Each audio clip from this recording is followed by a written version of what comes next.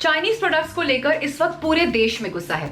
आपने कई सारे वीडियोस देखे होंगे जिसमें लोग चाइनीज प्रोडक्ट्स को तोड़ रहे हैं, उसमें आग लगा रहे हैं और साथ ही दूसरे लोगों को भी इन प्रोडक्ट्स को बॉयकॉट करने को कह रहे हैं।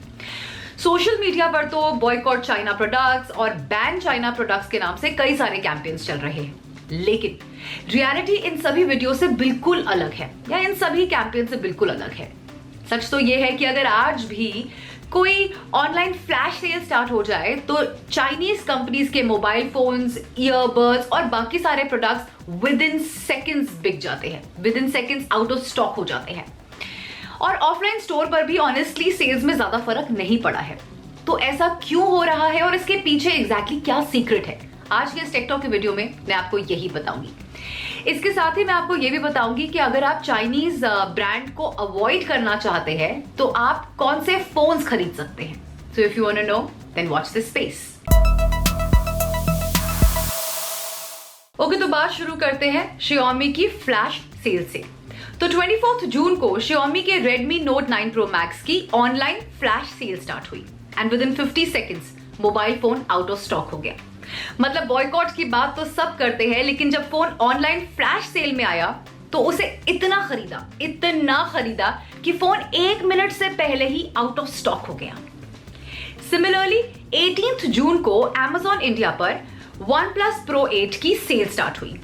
OnePlus 8 Pro 55,000 रुपीज से स्टार्ट होता है। जब फोन की सेल स्टार्ट हुई तो वो भी विद इन मिनट्स एंड हो गई, मतलब फोन बिक गया।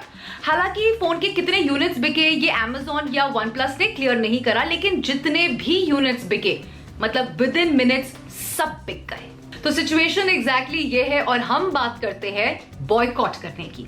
वैसे आप में से कुछ लोग ऐसे होंगे जो उन लोगों को गलत समझ रहे होंगे जिन्होंने इस फ्लैश सेल के दौरान Redmi और OnePlus के प्रोडक्ट्स खरीदे, लेकिन आपको हमें यह समझने की जरूरत है कि इन चाइनीज ब्रांड्स के अलावा हमारे पास ऑप्शंस क्या हैं।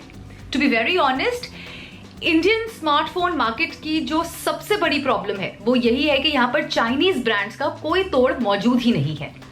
हो सकता है कि अगर लोगों के पास ऑप्शंस होते तो वो चाइनीज ब्रांड्स के फोन नहीं खरीदते, पर अगर आप एक लार्जर पिक्चर में देखें तो इंडिया में smartphone market is estimated at around 2 lakh crore और इस पूरे स्मार्टफोन मार्केट के अंदर चाइनीज ब्रांड का शेयर 70% है। मतलब अगर इंडिया में 1000 फोन बिकते हैं तो उसमें से 700 फोन चाइनीज ब्रांड्स के होते हैं और 300 फोन सैमसंग, एप्पल और दूसरी कंपनीज के होते हैं। पर ऐसा क्यों है और क्यों चाइनीज ब्रांड के फोन इंडिया में इतने ज्यादा बिकते हैं और इतने ज्यादा पॉपुलर है? वेल, इसका एक सीधा और सिंपल जवाब है पैसे।